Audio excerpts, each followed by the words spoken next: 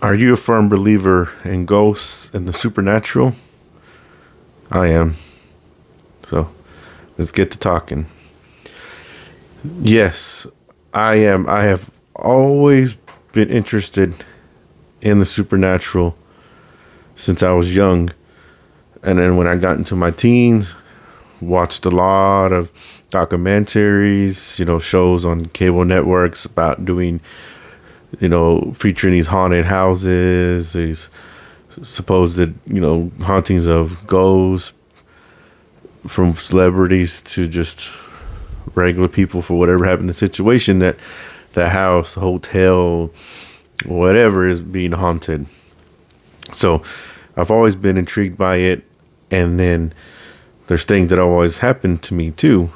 So, like my parents' house, my old room, waking up to, well, not so much waking up, but trying to fall asleep, just closing my eyes and then hearing "hey" 3 times, opening my eyes and looking straight towards my dresser, and then seeing what looked like a small figure wearing a white dress, but I couldn't see a head. That scared the shit out of me. So I woke up, turned on the TV, nothing there. I've had in that room to where I had a AC window unit, and I had a remote that could turn on the TV and turn it off. And I placed it down on the side of the bed, and I was laying there, lights off, just thinking, and then the AC turns on. So I don't think anything of it. Turn it off with the remote, and then it turns back on again. So now I'm thinking, what? So I look down, kind of pick up the remote from where it's at, and then I see that the buttons aren't facing the ground, so there's nothing that's, can press on the buttons to turn it on. So now I'm thinking, okay, what's going on here? So then I'm like, you know what? I'm just going to go unplug it. So I unplug the AC from off the wall, and it doesn't turn on. But I can't explain how it turned on, because there's no way for it to turn on that way other than by going up to the unit and pressing the on and off button or using the remote. So I don't know about that. And there was just another one this one really scared the shit out of me. And that was when I was laying in bed. Same thing, laying in bed. I know, lights off. Not too dark in there, because like the moonlight was coming in through the window. I had blinds. The blinds were closed, but from the sides of the blinds, light was still coming in. So it wasn't pitch black. So I'm just laying in bed, tossing and turning, and then all of a sudden I just see just like darker than what it looked like in the room, because the room, like I said, black, not pitch black, but darker, just like coming towards me to the point like it was rushing at me. So I quickly sat up from my bed, and I started pushing myself away from whatever was coming towards me, until I hit the back of my wall, which stopped me. And then I turned on the TV, and then there was nothing. So I've had those experiences in my room, at my parents' house. I can't explain, but that's what I saw. And I've been a few times to where me and friends, where we've gone to cemeteries, and we've had it to where we went this one night. It was a little after 8 at night, and it was me and 4 other people, and a friend. She had a tape recorder, so she was just gonna walk around with it recording, talking, asking questions, talking, just to see if she'd get any replies back or hear anything. So she's doing that, walking around. We split up in the cemetery. There's not too much light there, but we split up. We're walking around, and then we come back after, I think it's like 10, 15 minutes. Nothing happens. And then she starts telling us that there's a light indicator on top of the tape recorder. It was a small tape recorder, probably like that. And it was green for when it's on and then red for when it's recording. So it was on red because she had it recording. So she was like, every time I would ask a question, it would blink once or sometimes twice. So I was like, well, I was like, there's that whole thing where they say that ghosts are attracted to energy. That's why there are a lot of like ghost hunters. They say that their batteries from whatever equipment they're using will drain because the spirit is, taking in all that energy. So thinking was, okay, let's ask a question for yes, blinking once, no, blinking for twice. And when we were talking, the light wasn't blinking at all. So it wasn't like, malfunctioning or the batteries going dead. And because it stayed on the color, it wasn't blinking.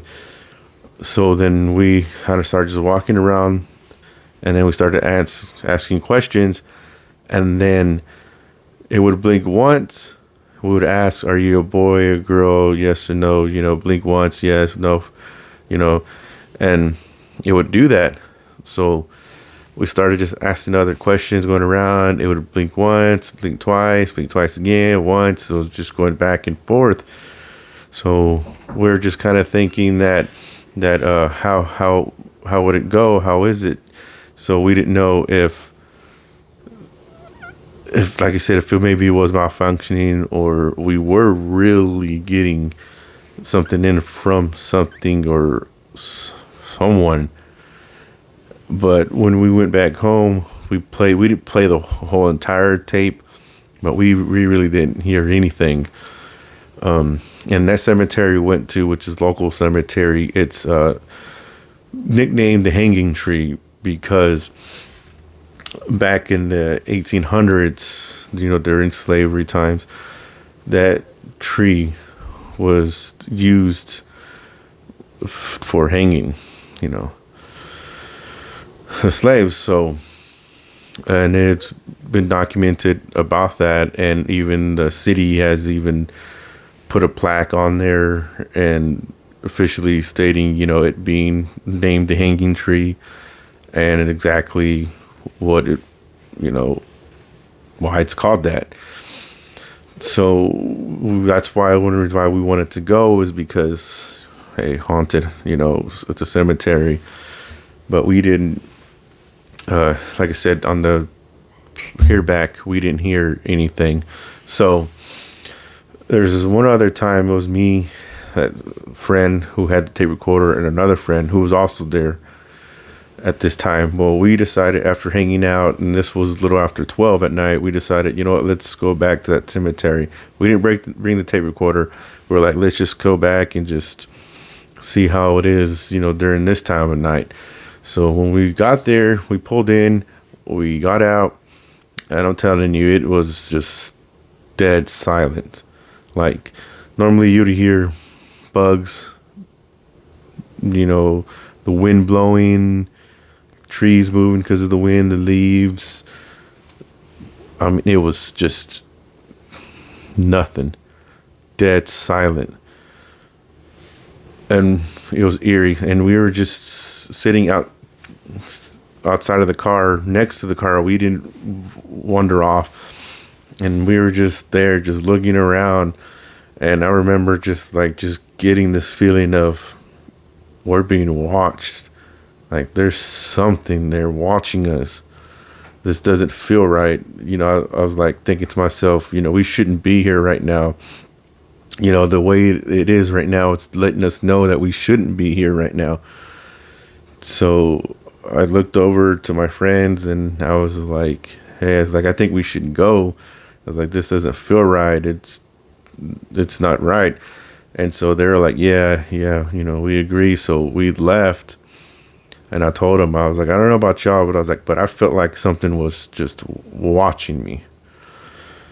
And they're like, yeah, they're like, I kind of got that same feeling. It just wasn't right. And so we had left, and I'd never been that, I don't know the word's uncomfortable, but like I said, it was just eerie on how it was, where just no noise at all compared to if you were to step outside at night, you're going to hear noises.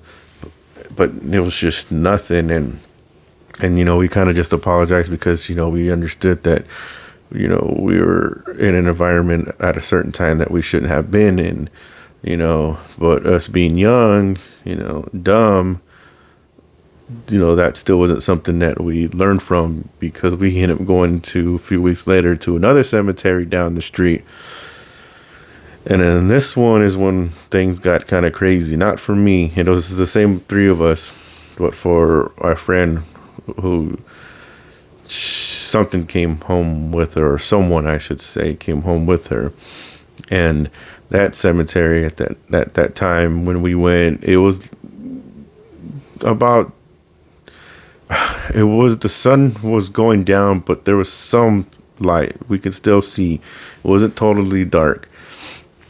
So we're just walking around, and we come up to a grave. Tombstone had the name. It was John Smith, and we were just talking about it because the birth and death year were from the 1800s. So this was a cemetery for around that period of time where people were being buried. And so my friend, started being disrespectful towards that grave, because he's one who doesn't believe in all this stuff, doesn't believe in religion, doesn't believe, like I said, in the supernatural and all that. So that's why he was tagging along, because it was just a joke to him.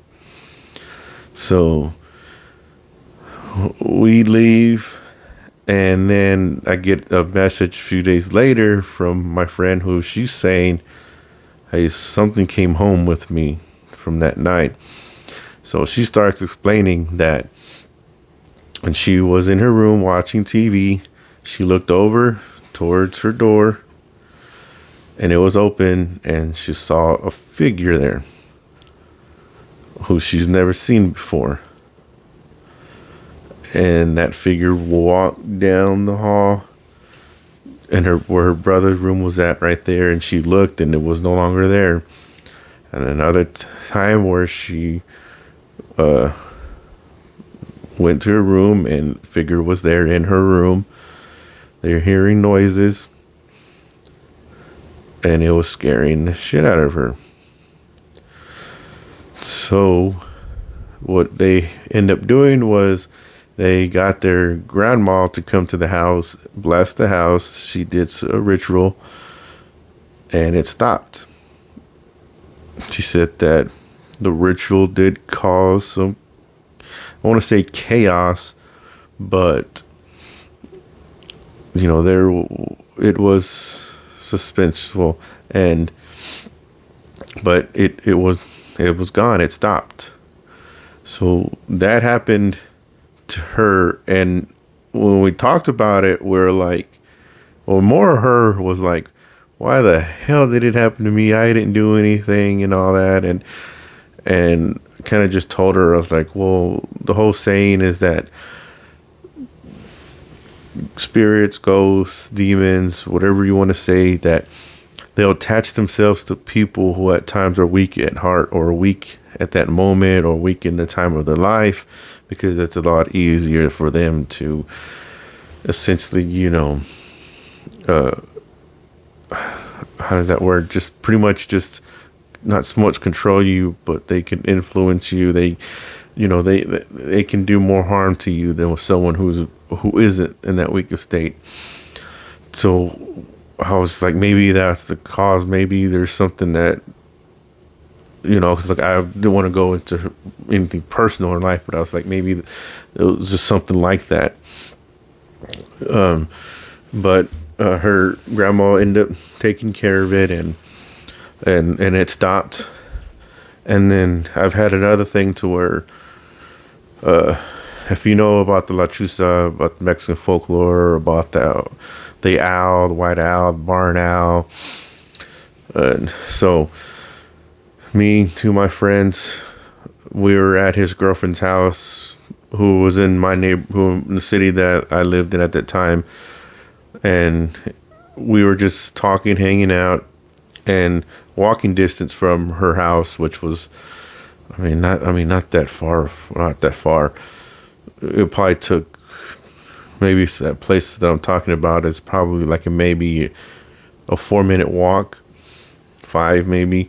But there was this restaurant there right off the highway, where the restaurant owner ended up, taking his life.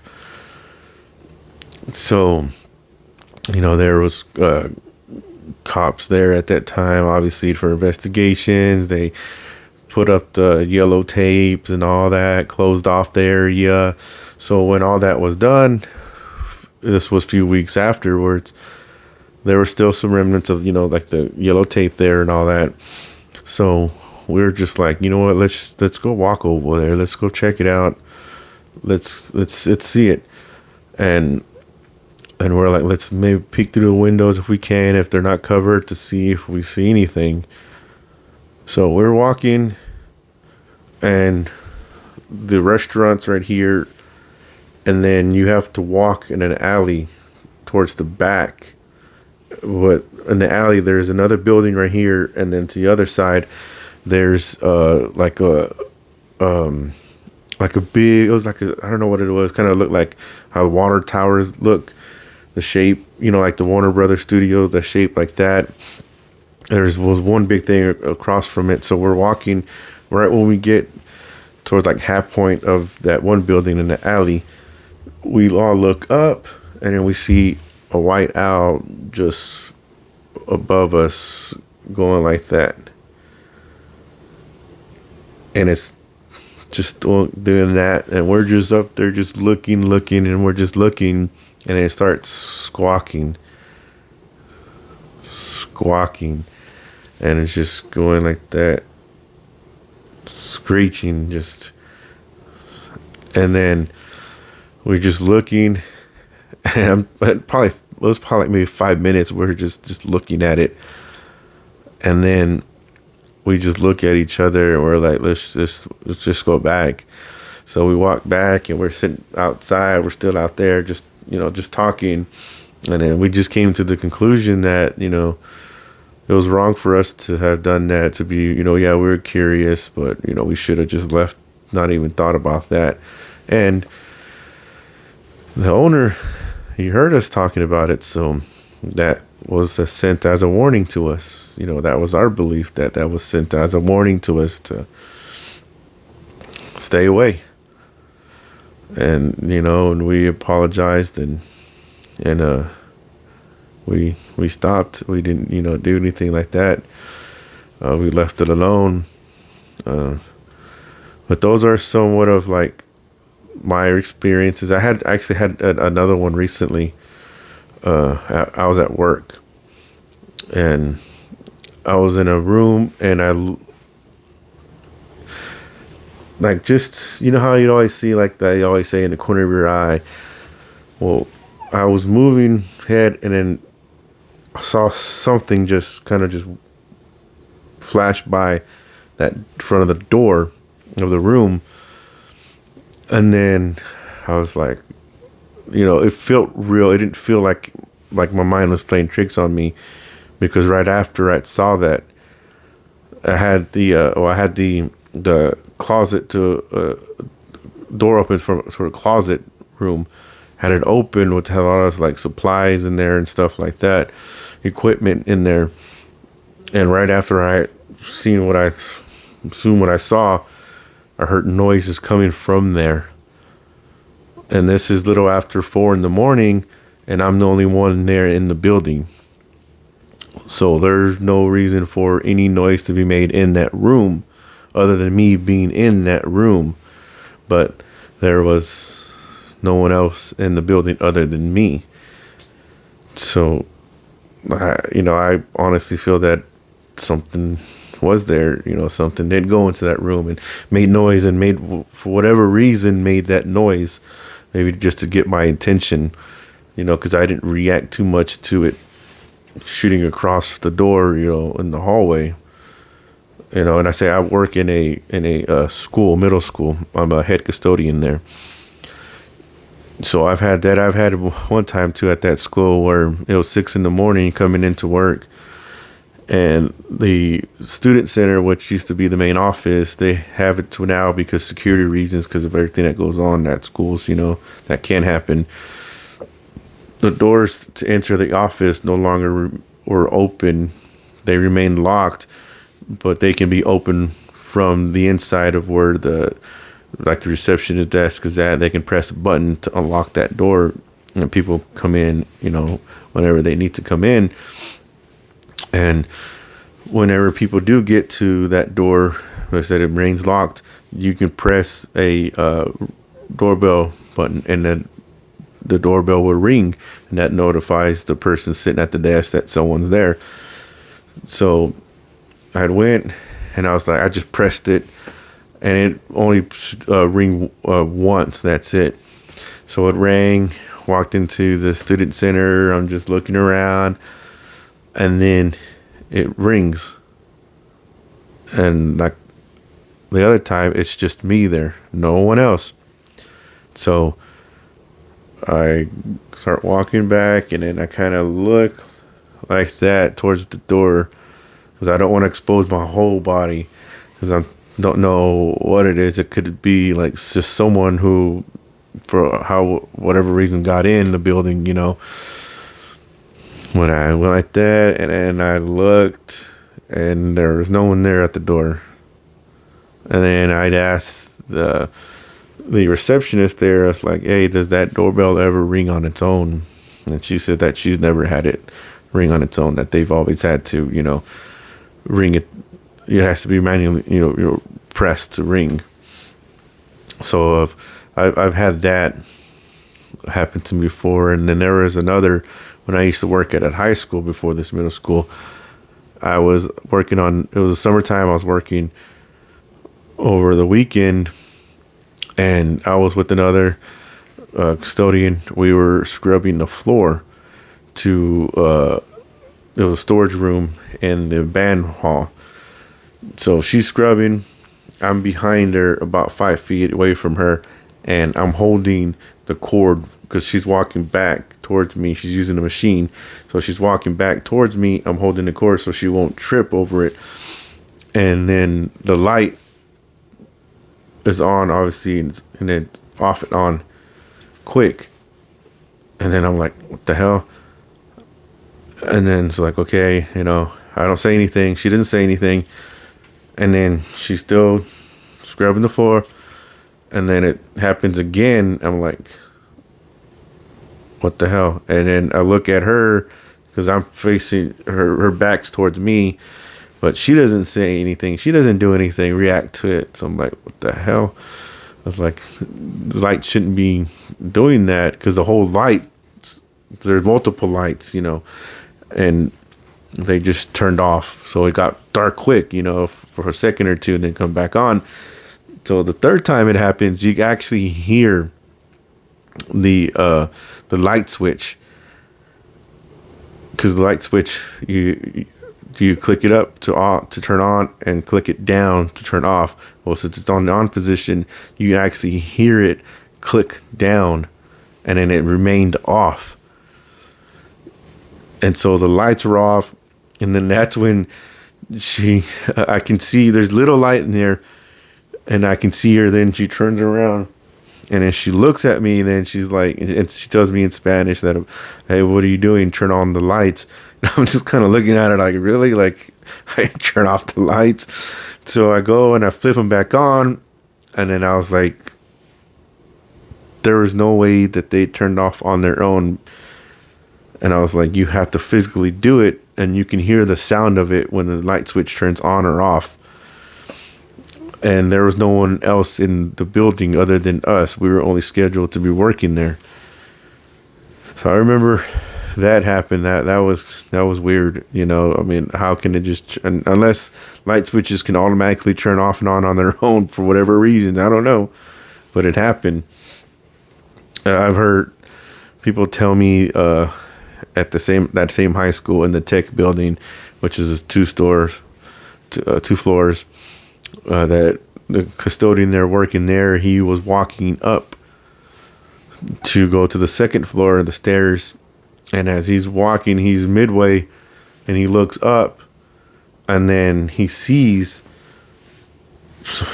He doesn't know. It looked like a little girl to him. He couldn't pick what age, but he says like peeking around like that from the railing up top, looking over like that at him.